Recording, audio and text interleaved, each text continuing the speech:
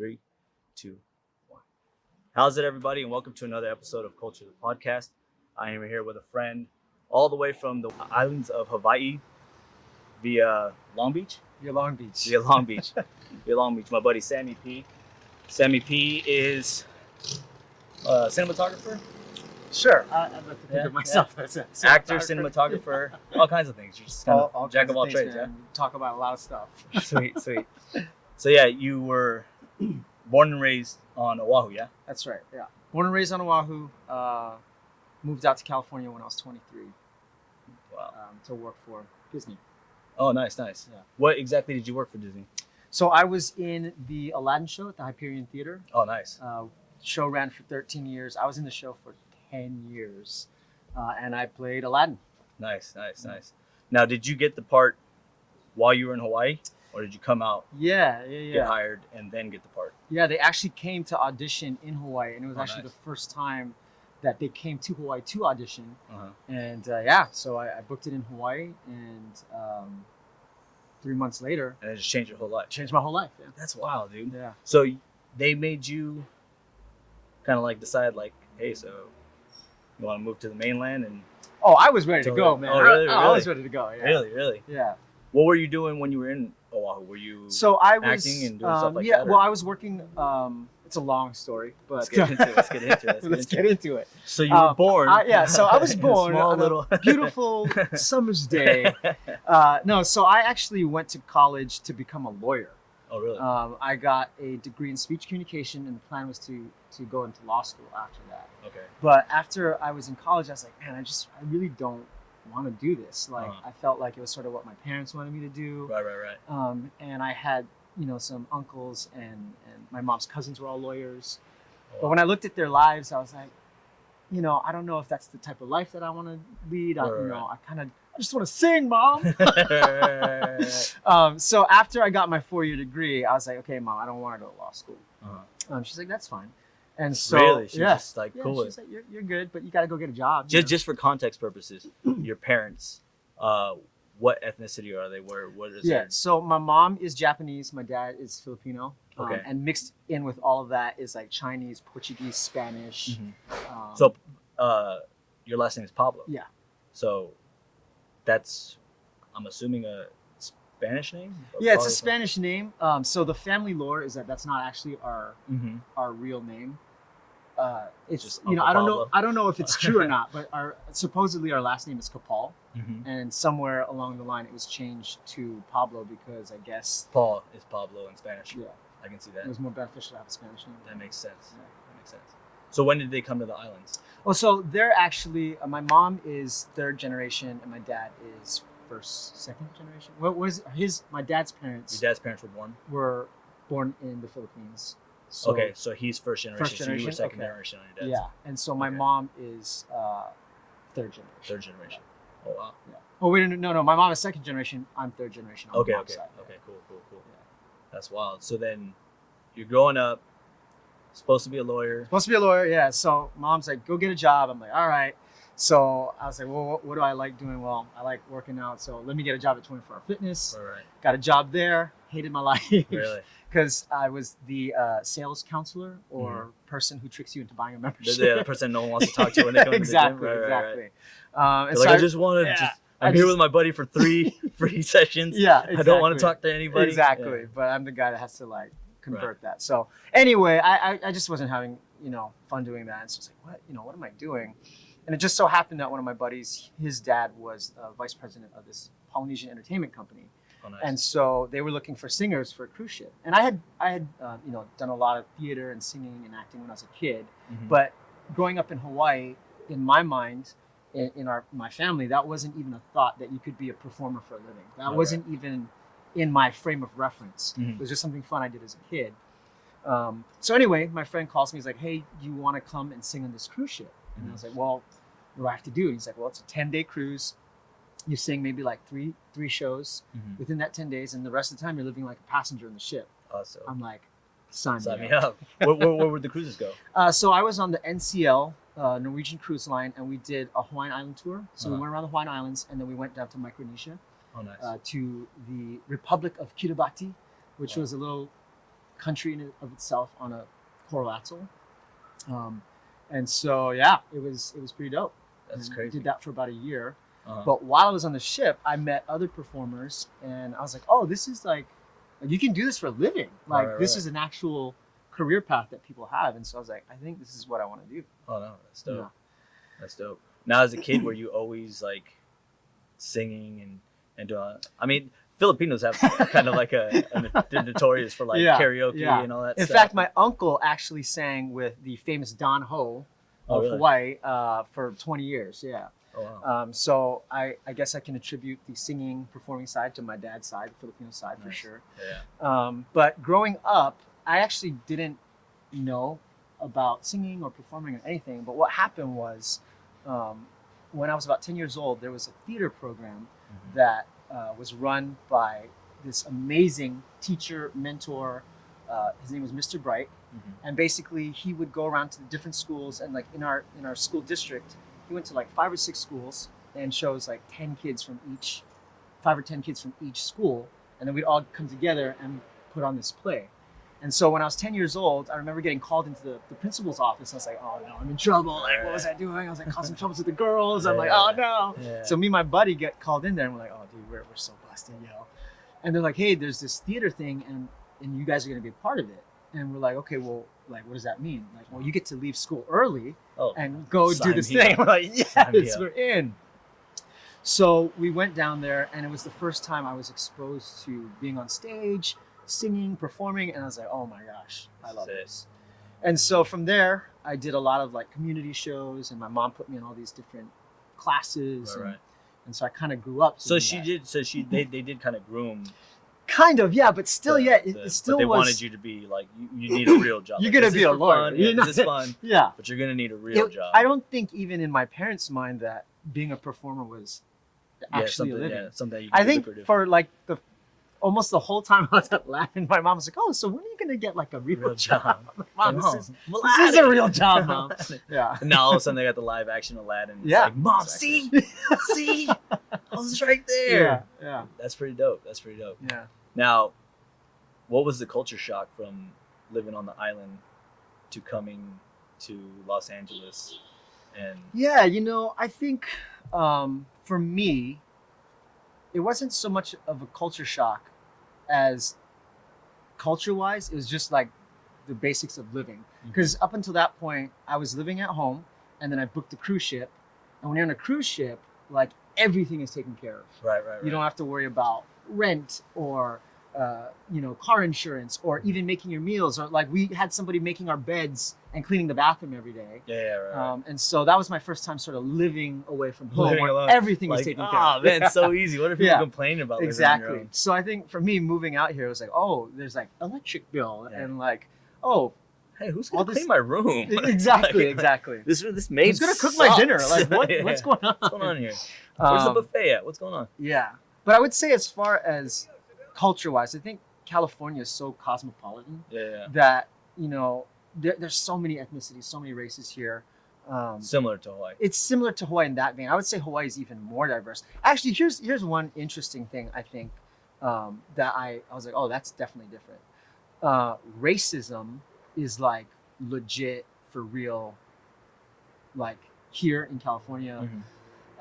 In Hawaii, everybody is everything. Like I'm Japanese, Filipino, Chinese, Spanish, Portuguese, Hawaiian at heart. And so I can make fun of all those races. So here's a thing that a bunch of my friends that are from the island always say.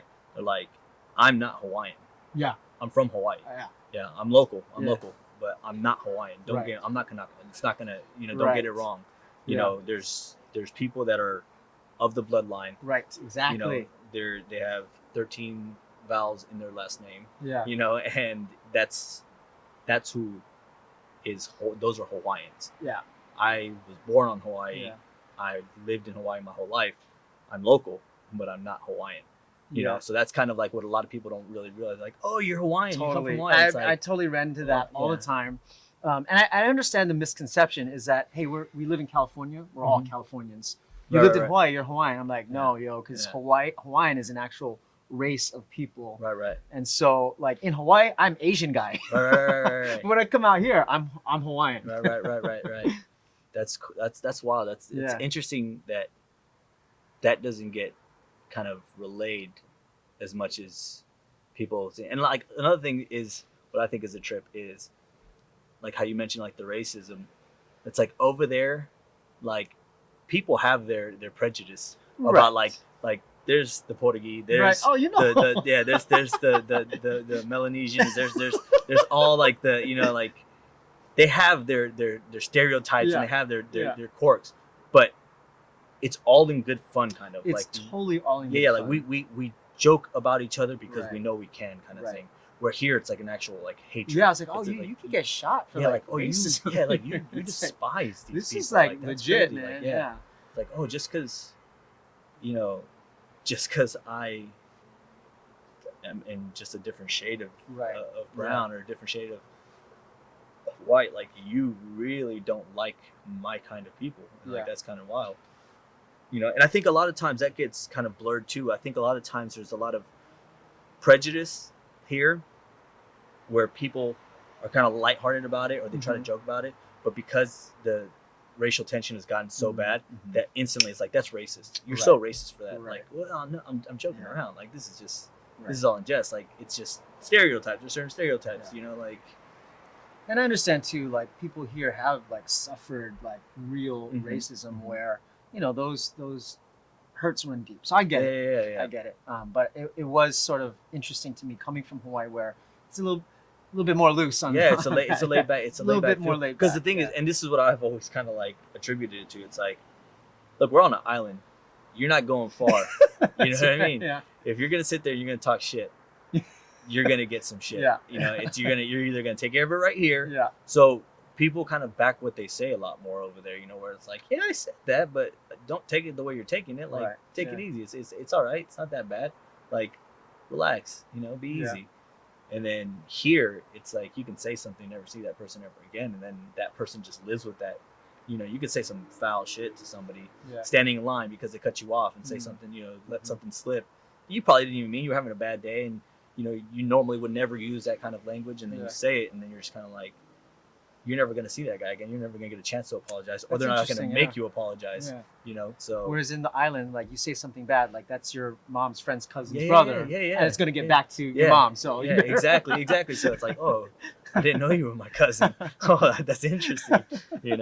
So that's one thing that I've noticed with the culture, and I think that's why the culture just seems like so, because everyone thinks of, I think mainlanders think of Hawaii as like this like euphoric paradise where everything's all like love and it. So they go over there with this mindset where they can do or say whatever they want to, Interesting.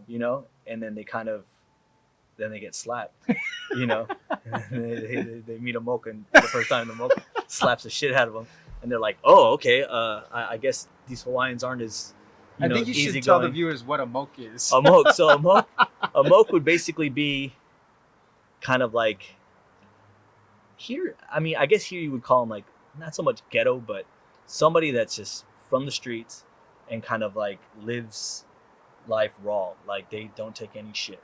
They're gonna they like having their drinks. They like their level of class is very kind of like easy going. It's not so they're not raising their pinkies when they're drinking their beverages. They're just like they're downing their bottles and they're having a good time, and that's what they're about.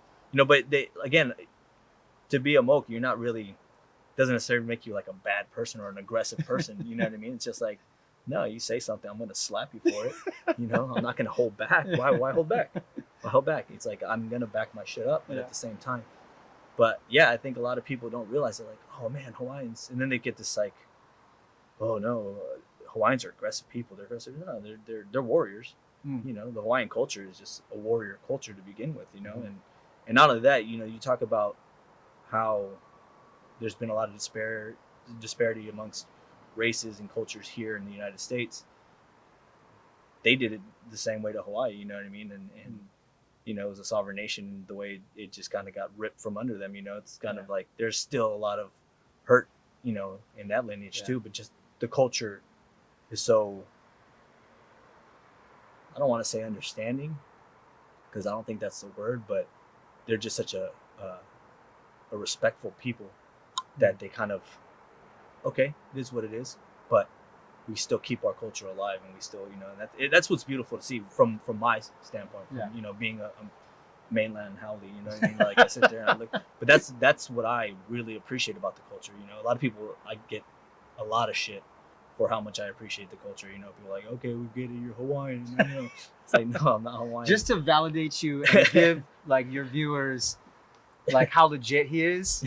Pidgin English, which is the dialect spoken in Hawaii, is very difficult to pick up, especially like if you're not from Hawaii. I've never really met anybody who can really speak it well.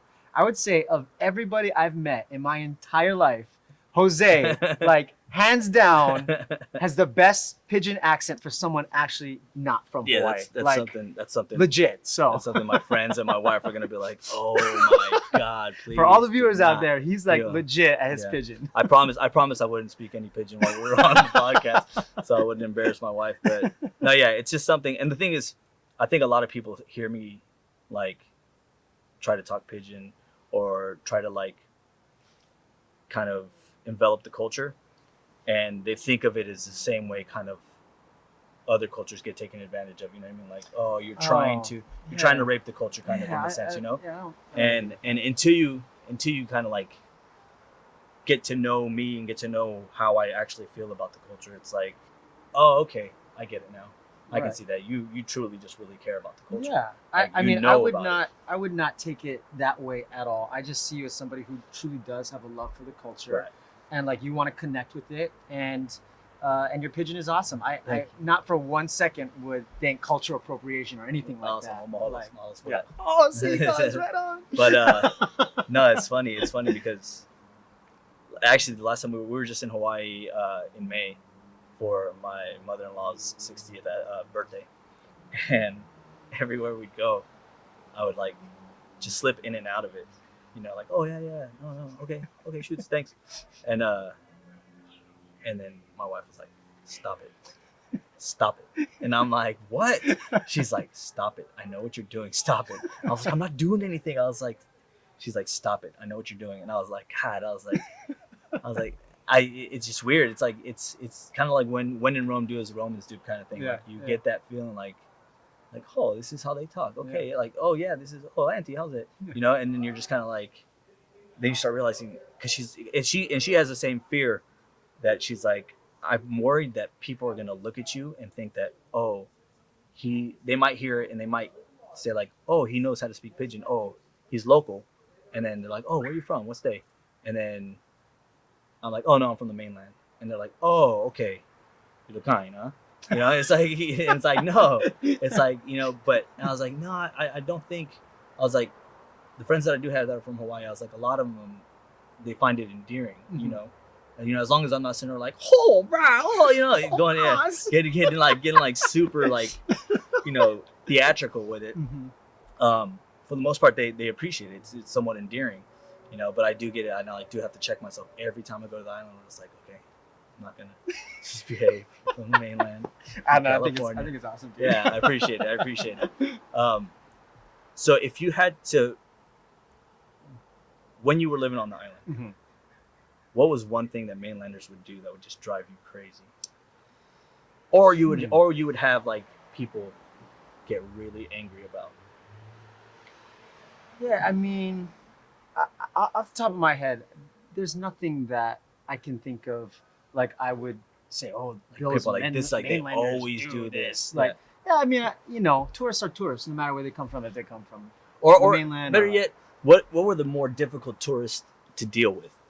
I mean, because you were in the business of dealing with people just coming on vacation and stuff, like being on a cruise and stuff. Were there like a certain tourist where you're just kind of like, oh man, they're just hard to deal with. They're just kind of like, they think that they own everything, or they think that like there's no. I think that it's not. I mean, like mentalities and attitudes like that aren't just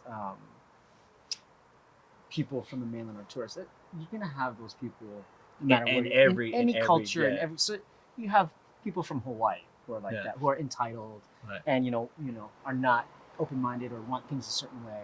You have tourists. Do you find those people being the ones that have the issues with the people that are just like them? That's true. Yeah. I find that a lot. I find that a lot with people that like, they always complain about how lazy people are. Yeah. And it's like the only reason you're complaining about Right. how lazy they are is because you You're want to be projecting. lazy. Yeah. You want to be lazy, and they're not allowing you to be lazy because Right. they're being lazy first. Yeah. You know, so you're getting all pissed off about it, and you're just like, God, they're so lazy. Why don't they go do this? It's like, what have you been doing for the past hour and a half? You've been sitting down doing nothing. Yeah. No, yeah, but it's the way they are about it. It's like you're doing the same thing. Yeah. You know, that's what I've always. Okay, I just thought of something. Uh-huh. It's not that I'm irritated, but I'm just like, really? Yeah. Okay, working on the cruise ship. This I did not understand. We would circle on the Hawaiian Islands. We had stops, different islands. And I remember one particular stop in the Big Island. I think it was Kona. Working on the cruise ship and living on the ship, you need supplies. You need to, Right. it's your daily life. So we'd get off the ship and go to Walmart and get whatever we needed.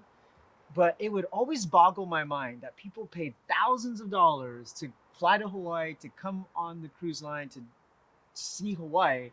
And the first stop they would go to would be Walmart. I'm like, yo, there's like a volcano on this island, dude. Yeah. Like, what are you doing at Walmart? Yeah. So that always boggled my mind. Yeah, like, that just kind of bugged you. Yeah. Like, of all the things you want to like. I was like, guys, there's like the ocean, there's a volcano, there's like so many. You're at Walmart. I wonder what that is. I wonder if that's just like their comfort level, where they're I just think it's kind of comfort. like, yeah. oh yeah, something I recognize. Something I like, recognize. Exactly. that's funny. That's funny. Yeah. The other thing that I've always heard that Hawaiians get pissed off, and if you're ever in Hawaii, don't do this, is the way mainlanders drive. The Where way that they're just like super aggressive, and they just kind of like, especially on I hear this a lot on the Big Island because it's a lot of 2-lane highways. Oh, okay. And it's like wide open, so it's like driving to Vegas everywhere. You know what I mean? And then like there's always like that guy that's just like driving nice and cruising along, and then that's just the way it is over there. They just we're cruising. We're not in a rush to get anywhere. We have plenty of time to get wherever we're going, and we've already planned for it. And you're sitting there trying to get to your your snorkeling adventure. You know what I mean? You're like and you guys are running 20 minutes behind because you didn't realize that it was on the other side of the island, and you're driving, and that was one of the things that it was like. It's like, hey, take it easy. These aren't these aren't your streets. Just relax. There's plenty of stuff like that. Is what I've always kind of heard. Or something that's kind of, I guess, reached me to where I've always been cognizant of it, where I was like, I don't want to be that guy. I don't want to be the guy that does anything that, or like go to local beaches, just be like, hey, everybody, break out the hibachi, break out everything, let's go, let's do this, and it's like, no, it's their, this is their beach, this is their surf break that they surf all the time. This is where they go. This is their local spot. Swells are good here right now. So let's go. There's plenty of other places where we can go, roll around in the sand or get sucked up by the undertow. You know what I mean? It's like, it's okay. We don't need to be so aggro about it. I heard a lot of Australians actually, because Australians, they're all big surfers and they have some of the craziest waves in Australia too, that they're very aggressive. So when they go to the island, it's like, oh, you're not in Australia anymore. This isn't Jay's Bay. Relax. So it's just funny. It's just funny to see. But then at the same time, I feel like your mindset is probably what the majority of the island feels like, where it's just kind of like chill, laid back. Like, I'm not looking to get irritated. It is what it is. Do you find yourself like keeping that same mindset here in Los Angeles with how busy it is? Or do you get stressed out more? Or you find yourself? Yeah, I mean, I feel like in general, I'm just kind of more of a chill person. But does Los Angeles stress me out more? I mean, definitely the traffic here is insane. Although on Oahu, where I'm from, traffic is getting worse. Every time I go home, it's worse because they're trying to build this monorail thing. That's a whole nother story. That's a whole nother podcast. Right. But every time I go, the traffic is getting worse and worse. And the freeways are small. We have 3 highways, H1, 2, and 3. So as the population grows, it just gets more congested. But I will say, Los Angeles traffic is like bananas. It's bananas. And just, the vibe is more fast-paced here. It is more fast-paced. Hawaii is much more chill. And especially as you get to the outer islands too, it's even more chill. So, if you think Oahu's chill, Kauai, Yeah. you know, Molokai, Molokai, it's yeah. like super chill. Well, Molokai, I hear it's like you better get an invitation to go to Molokai or I mean, else- I don't know. yeah, or else know. yeah.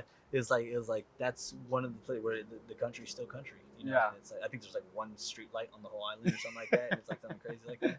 Let me reset the shutter real quick. Oh, okay. We'll be right back. All right. Alrighty, and we're back. Long break. That was like a 3-hour break we just took.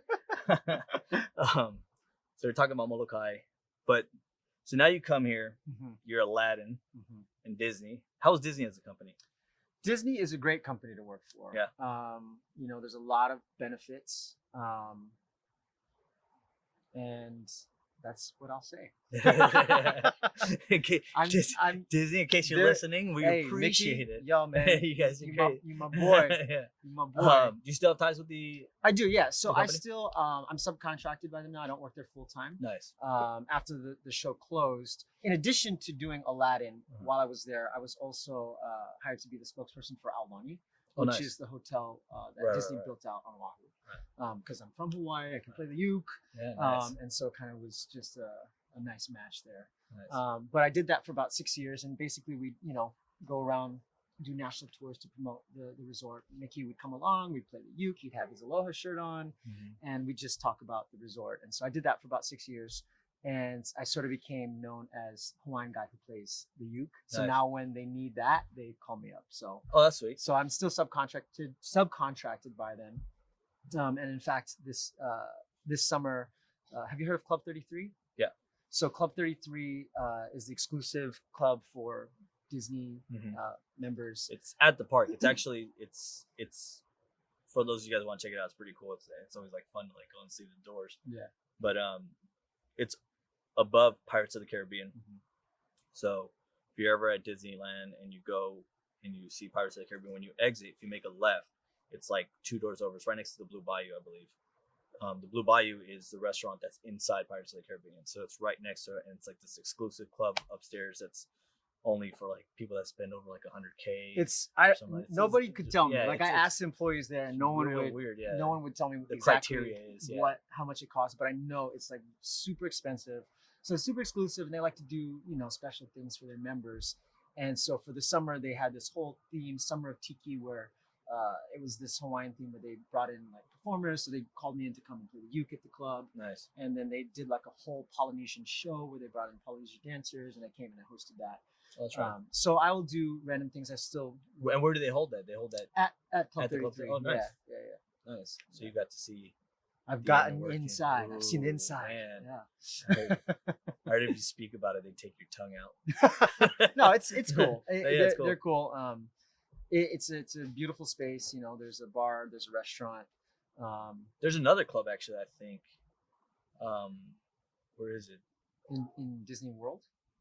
I don't know if it's in Disney World or if it's in California Adventure. Actually, that it's kind of the same thing. Really? Yeah, like Club 60 or something like that, or Club. Yeah, you're talking about stuff I don't even know. No, yeah, right. Oh, it's exclusive Disney stuff. secrets, yo. Disney secrets. I'll tell you I'll tell you all the secrets, but no. But no, yeah, that's yeah, that's actually what I was never a big Disney fanatic until I met my wife, and then she was a pass holder, so I was like, oh, I might as well get one too, so we can go. And I was like, I hadn't been to Disney in like 12, 13 years, and then we went.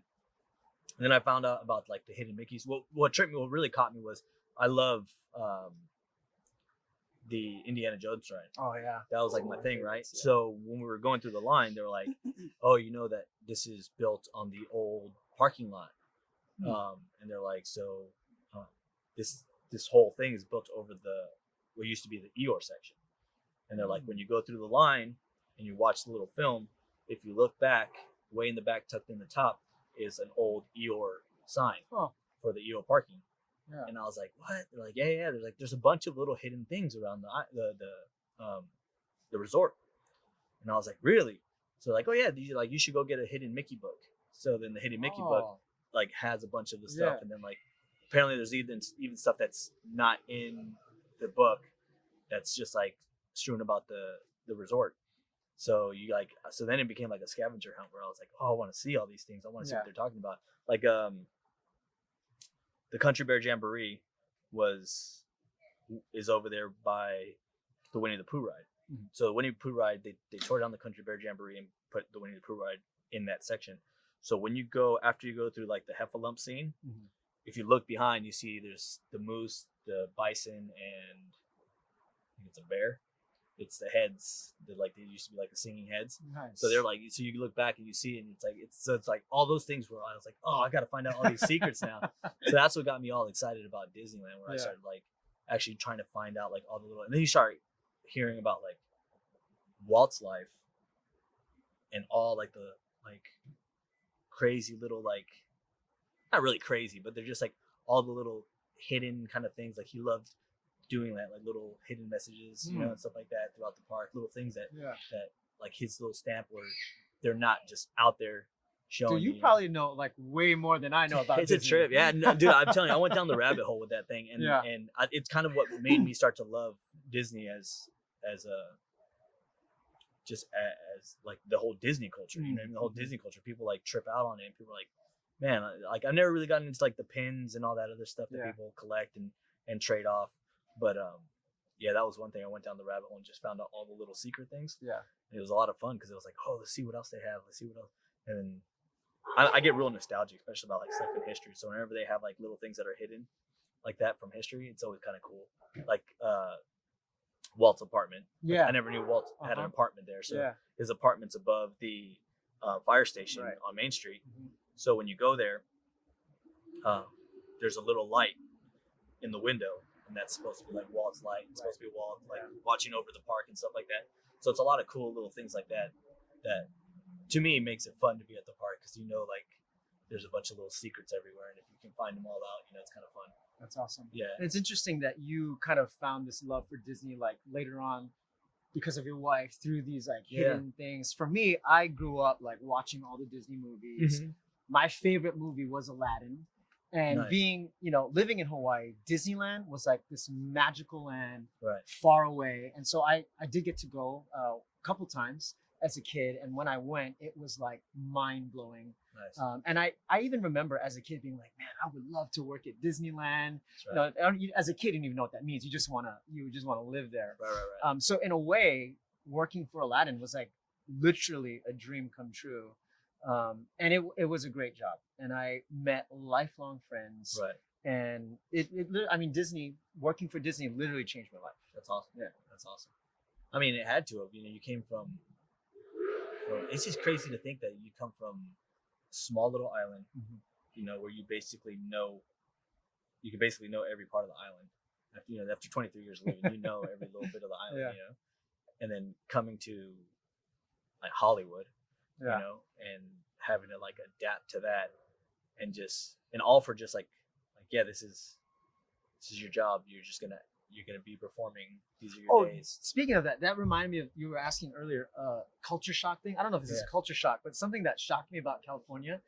Growing up in Hawaii, you see California, you see Hollywood, and it's all on TV, all in the movies. So it's super glamorous. Mm-hmm. It's like, you know, the lights and the movie stars and everything. And so I thought that like Hollywood was like the streets were paved with gold and there was like celebrities everywhere and it was just like amazing. I remember the first time driving up there, I was like, yo, this place is kind of dirty. You know what's funny? This is what's hilarious about that is that when I grew up, I used to think of Hawaii as like North Shore, surfing everywhere, like everywhere. Like as soon as you get off the plane, they put a lei on you and like drink from a coconut. Yeah, and everything's like, oh my god! And they open it everywhere you go. They open the doors for you, and it's just like this glamorous like paradise. You know what I mean? And then I remember getting there, and we had to go rent a car. And you know where you rent the car.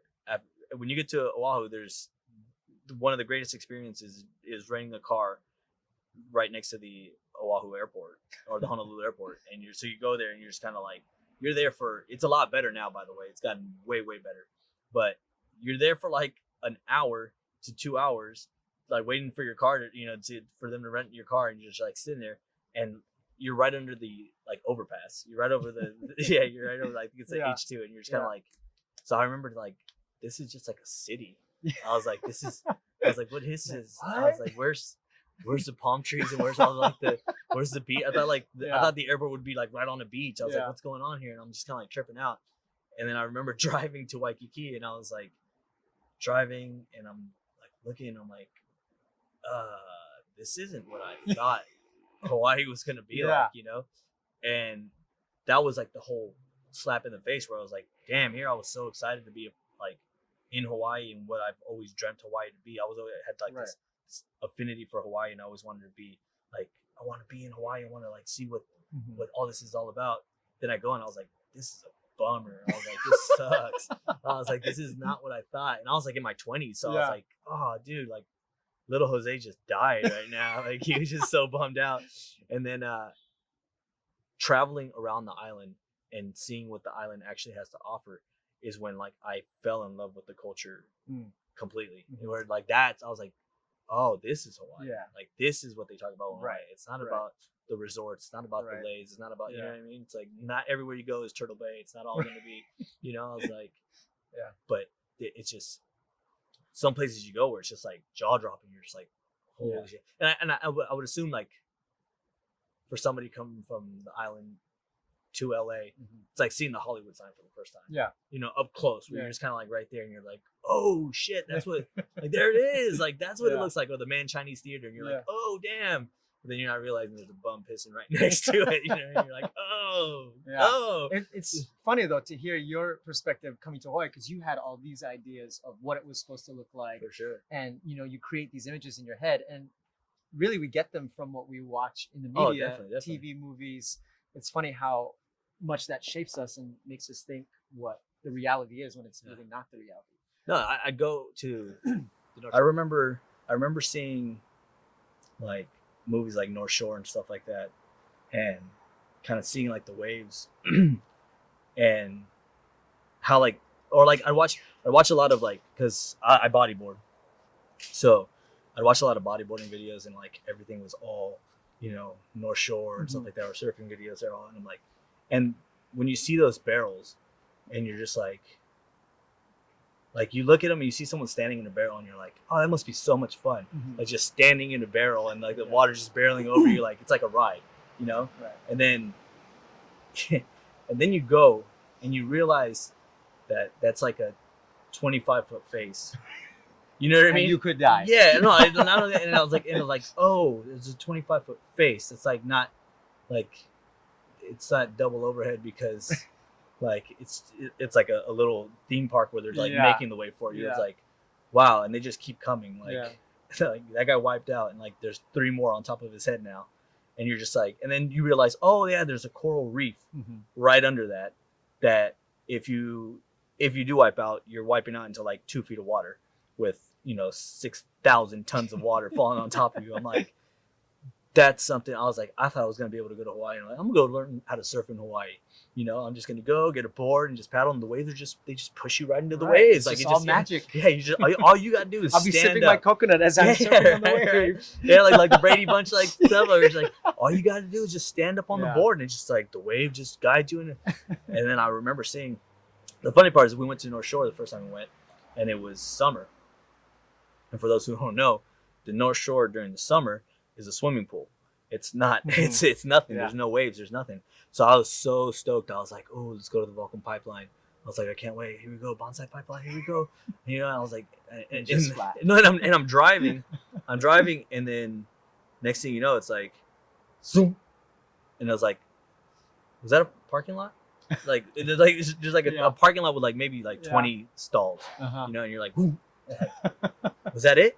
And like, yeah, I think that's it. I was like, no. It's like the Bonsai Pipeline. I was like, there's got to be, it's a beach. I was like, here in California, you got a small little beach has like 600 parking spots. I was like, and there's got to be people just hanging out, doing stuff. Yeah. Turn back around, double back, and sure enough, it's like this little parking lot, and I'm like, I'm not sure this is it, but let's give it a try. And then we get down, and I walk out, and like, first thing I noticed is like it's like a 45-degree like bank down into the like, and then the ocean just meets it. So I was like, well, that's strange. I was like, you can like tumble into the ocean. It's like not like a flat beach where you just walk up to the water. Yeah. And I was like, this is weird. And then I was like, there's no waves. I was like, there's nothing. There was like a little shore break, and I was like, is this like? I was like, this can't be the stuff that they're like getting barreled in. I was like, no way. And then we went in the winter, and then you saw. I was like, Jesus Christ, you can fit a Volkswagen in those waves. I was like, God damn. Yeah. I was like, that's what it's about. Yeah. You know. And then we went to Waimea, and Waimea was a trip because Waimea, when we went, Waimea was firing, and they were talking about it was one of the best swells that they've had in years. And I went, and I was like, it was just like, it seemed like just all in the actual bay, it was just like all whitewash. It was all water, white water just coming in. Yeah. And I was like, these don't look like those big ass waves that they talk about. I'm like, oh no, the break is out there, like 300 yards. Right. Like, yeah, you got to go about a quarter of a mile that way, and that's where they're catching them. And it's in deeper water, and yeah, they're like Gnarly. 50 foot faces, you know. And you're like, oh man, that's nuts. And it's funny here. So here on the mainland, when we talk about a wave, we'll say, oh yeah, it was like 6 foot today. And you're like, oh, okay, cool, yeah. We're talking about the face of the wave. In Hawaii, they measure it from the back of the wave. So you take that number and you cut it in half. So a 6 foot wave here is a 3 foot wave over there. So when they say 20 foot Hawaiian is a 40 foot face and a 20 foot swell. So you're just kind of like, just imagine a building coming at you. Yeah, just that's water. It's nuts. It's insane. I was just like, and I was like, this is what I wanted to see. I was like, I can't believe as a kid I used to think like, man, I'm gonna learn how to surf there. Like, no way, no way. That's wild. You know, I was thinking how all of our perceptions, me of California, you of Hawaii, were shaped by movies and TV and media, and a lot of it was inaccurate portrayals. Oh yeah. But I think I watched a movie a couple of years back, and I was like, dude, that is the most accurate depiction of Hawaii like I've ever seen on big screen. And it's you wouldn't think it, but it was called The Descendants. Oh yeah. With George Clooney. Yeah, with George Clooney. Yeah. For me, except for the fact that George Clooney, the only thing that is the fact that George Clooney is descendant of okay, yeah. Let's explain that. But just like visually and like how they portrayed the islands, I was like, oh, I've been to that place and I've seen that street, and oh, that actor, that is my auntie, and that's what her house looks like. Yeah. And I was like pretty impressed with how accurately Hawaii was depicted. So if you want to see an accurate depiction of Hawaii, The Descendants starring George Clooney. From a true local boy. Yeah. That's right. Yeah. Now, Hawaii 5-0, it's way oversaturated. It's not that brilliant, but it's fun. Yeah. No, that's crazy. Yeah. It's funny to think that those where it's just kind of like, and it really doesn't even, it's funny how that movie is about Hawaii, but it really doesn't even like highlight the island that much. Yeah. You know, it's talking about just this guy who's a descendant of King Kamehameha, and he's trying to fight for the rights to the land that he still owns. You know, and yeah, it is a good movie. It is a good movie because it's like it's just filmed on Hawaii. It's not even so much that it's about Hawaii in itself. Right. And it wasn't overly done like, Right. It was real. It was like really grounded. Right. Like somebody living in Hawaii would be going through what he was going through. Like his wife was in the hospital, she was dying or something like that. I don't want to. And it looks like that's what Hawaii looks like. Yeah. And now how they say like, it may not look like much, but because he's wearing just like a Hawaiian shirt, and he's like, it may not look like much, but this is how businessmen in Hawaii dress. You know, which and is it's just so kind of true. it's so interesting. True. Like that's it. You know. Yeah. No shoes, no shirt, no problem. Yeah, that's pretty rad. Yeah. So now,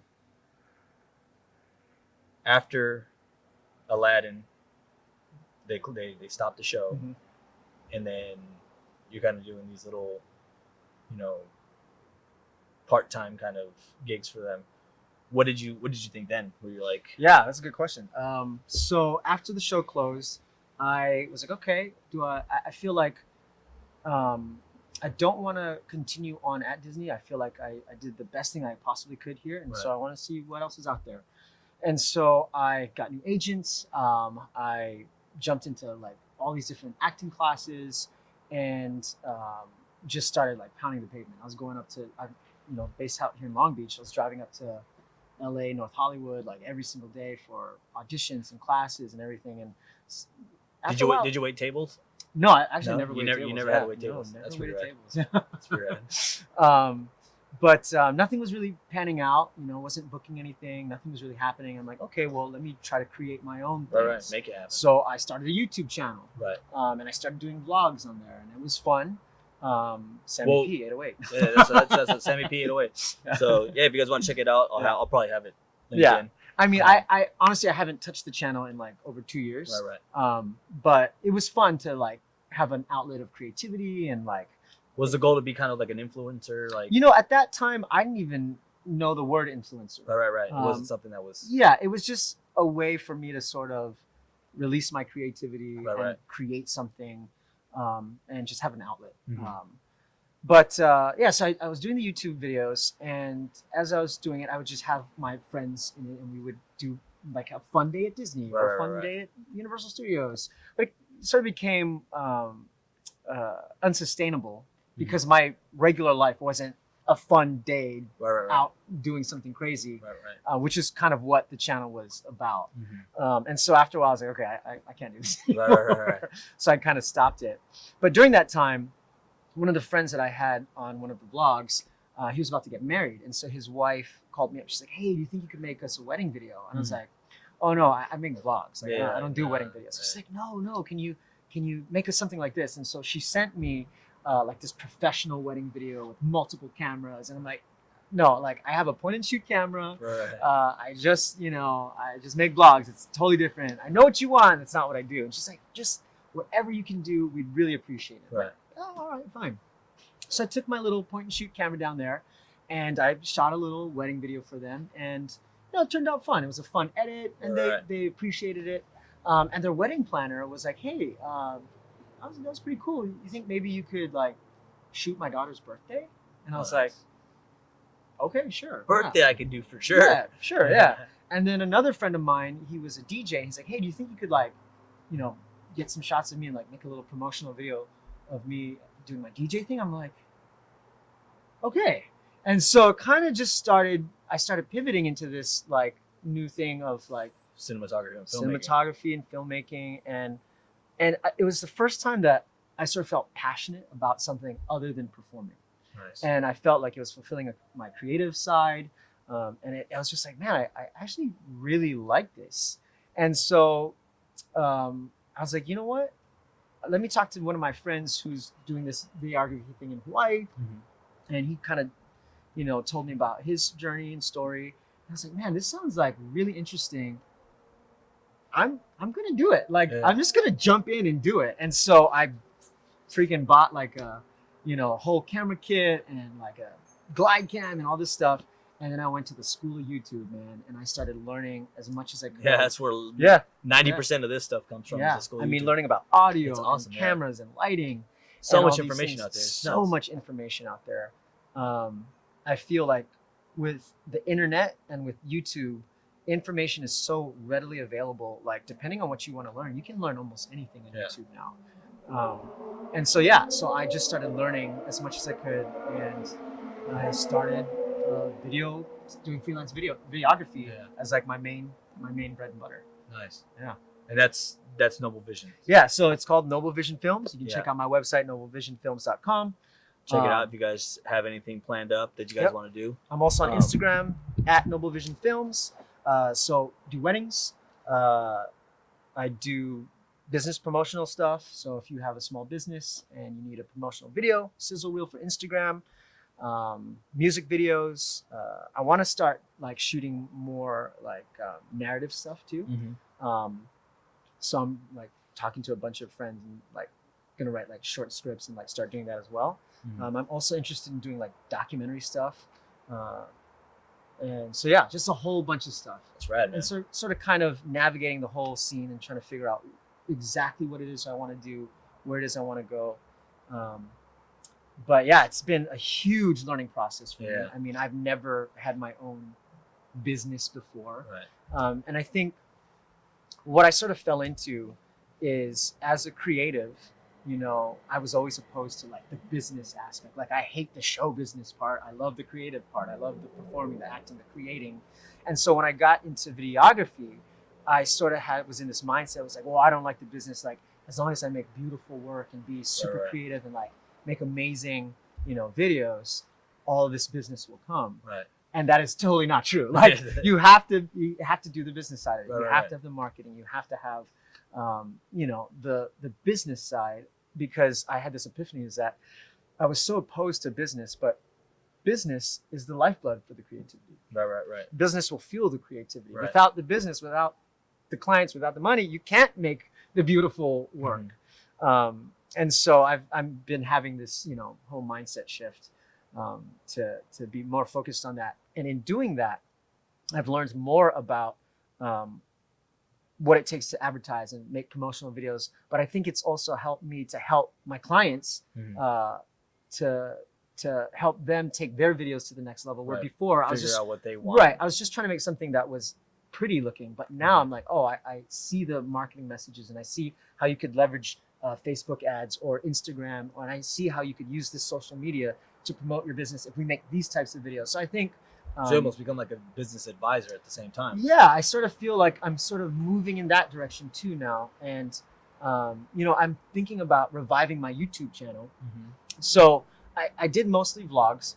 And the one video, though, that I did that smashed all my other videos, and people are like, it's not like thousands and thousands of people, but to this day, I haven't touched the YouTube channel in like 2 years. But to this day, people are still watching this one video that I made. And it was, 8 tips on making a better vlog. Nice. And so it was, giving people information and in a fun way. And that just smashed all the other videos that I spent hours and hours working on. Right. That you thought were dope. That I thought were so dope, Yeah. I find myself that way with the podcast. Yeah. I sit there and like it's something that I really like, and I feel like I'm displaying a lot of the things that I think are cool. Yeah. And I'm kind of hoping that I find like the people that are like-minded in that sense, and but it's like, how do you reach those people when they don't even realize that this exists? Right. You know what I mean? Like that's Yeah. so I was like, so now my focus is like, at first it wasn't even anything to do with like, get exposure and get like all these people to like see this, but now it's like you realize how much time you put into something, and you realize like how much goes into the editing and all the other stuff that you do, and the money you put into like the cameras and the equipment, and then you're just kind of like, it'd be kind of cool if I could kind of all make it like at least fund itself. You know what I mean? Like get it to where it all just kind of not makes sense, but makes sense enough to where I can keep doing it. Right. And it's a trip, and you're like, you find yourself trying to find ways to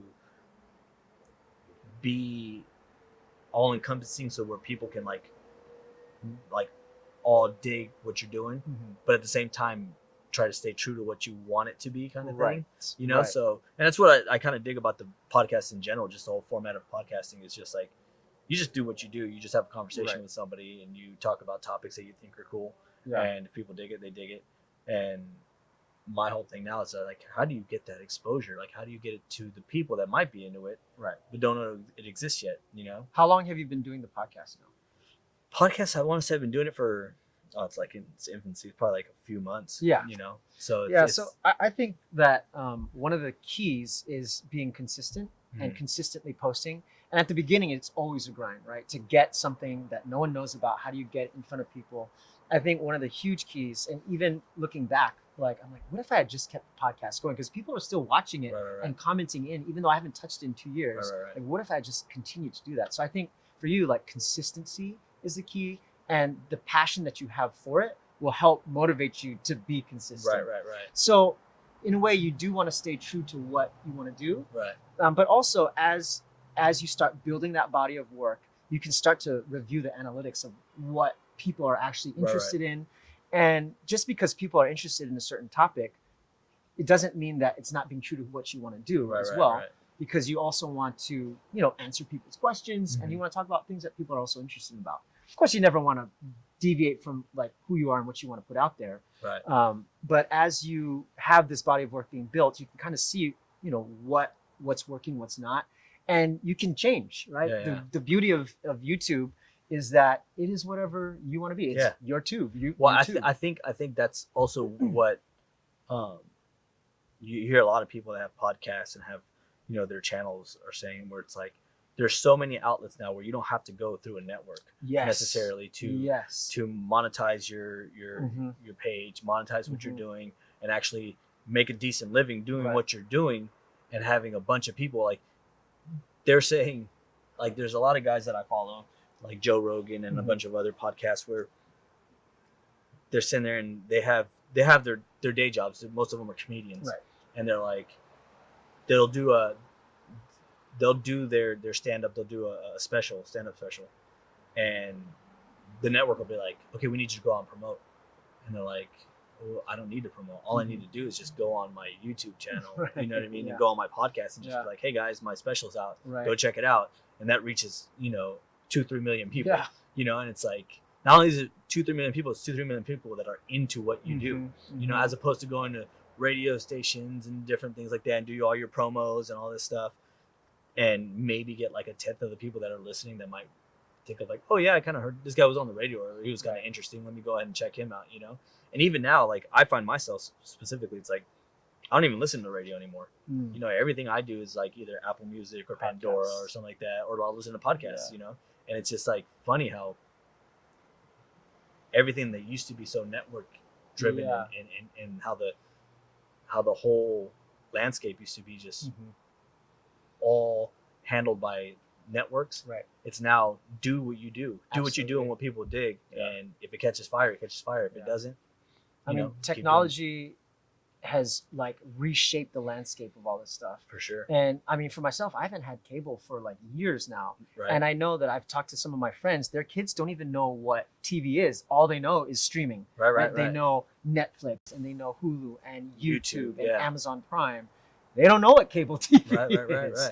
And so I really think that as I'm looking at it, it seems as though the standard network cable TV stuff is on the decline, and YouTube is on the and it keeps growing bigger and bigger. Netflix, and all these places. It's crazy. I mean, there's so many like Netflix originals now, where it's like people just put their stuff up and then Netflix reaches out to them like, hey, we really like what you're doing. How would you like to put it on Netflix? And then not only that, Disney is now coming out with their own Disney TV, where it's like, you think about that, that's gonna, with the rights that they own, like you're not gonna be able, and I think that's the one advantage that they have on everybody is the fact that you're not gonna be able to get stuff that Star Wars, Marvel, none of that stuff. You're not gonna see it on Hulu, Netflix, or any of that stuff anymore because Disney owns it. So Disney's just gonna be like, yeah, you want to watch it, come to Disney TV and watch it on Disney TV. And it's just insane how it's all kind of gotten segregated into these little spots,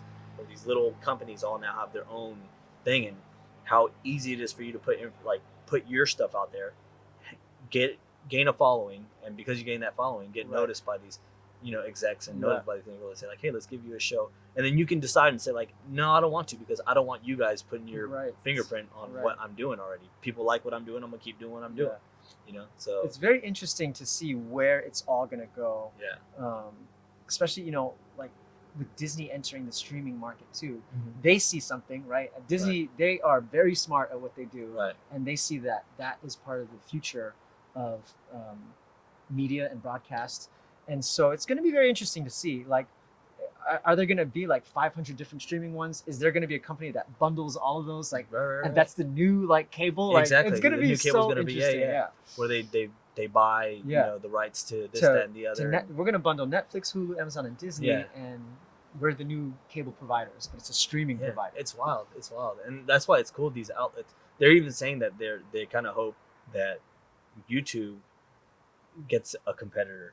Like, there are some out there, but none that have kind of like caught fire the way YouTube has.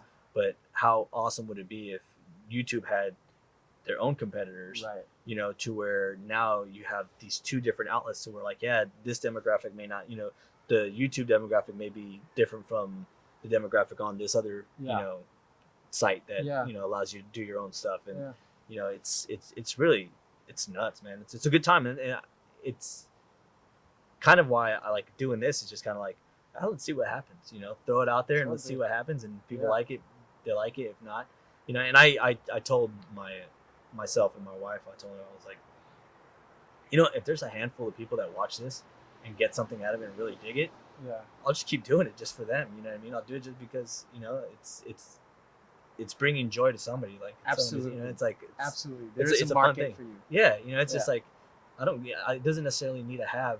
It'd be great if I could get to the point where I can monetize, so I can spend more time doing it and focus on it more.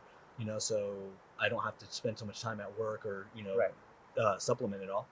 But at the same time, it's like just do it because you like to do it. You know, I mean, as long as you're doing something you like to do. And what you said was great. I think a lot of times, I think they say like the average YouTube or average podcast ends after like 5 or 6 episodes because people just start realizing like, oh, it's not catching fast enough. Right. They feel like it's gonna right away just catch, and it's frustrating. You know what I mean? Because especially when you realize how much time you put into it, and if you put so much time and effort into something, and you're just kind of like, is it worth doing? Right. And then you're like, a lot. Like my hardest, my biggest challenge with doing the podcast is finding people that have the time to come sit down for like an hour or two. You know what I mean? Just shoot the shit over something, or whatever, and and even if they have the time, it's like, our schedule's going to match up, right? I mean, I've been trying to get you on for like, almost like a month now, you know what I mean? And you had your trip and you had all this other stuff, so it was like, man, it'd be really cool to have that. And then by the time people have the time, they forget, and then you don't want to be the one badgering them, like, hey man, so you're gonna come by, or hey, what's going on with this? Just badger them, bro. A buddy of mine's a photographer. Really good photographer. I'm hoping to get him on soon. And he was telling me, he's like, no, dude, I get it. I understand the game, man. He's like, hit me up whenever you need to, like whenever you have time, whenever you're ready to film, and hopefully we can make it work. He's like, I know what it's like to, try to get a model or get somebody set up, to do it, and it's like pulling teeth sometimes. He's like, but you have to do it. You have to do it, because if not, as soon as you start giving up on it, it's just gonna sizzle away. Right. Let me go ahead and shutter number. This is shutter number 2, I think, or 2 or 3. I don't know. We're rolling, man. We're rolling.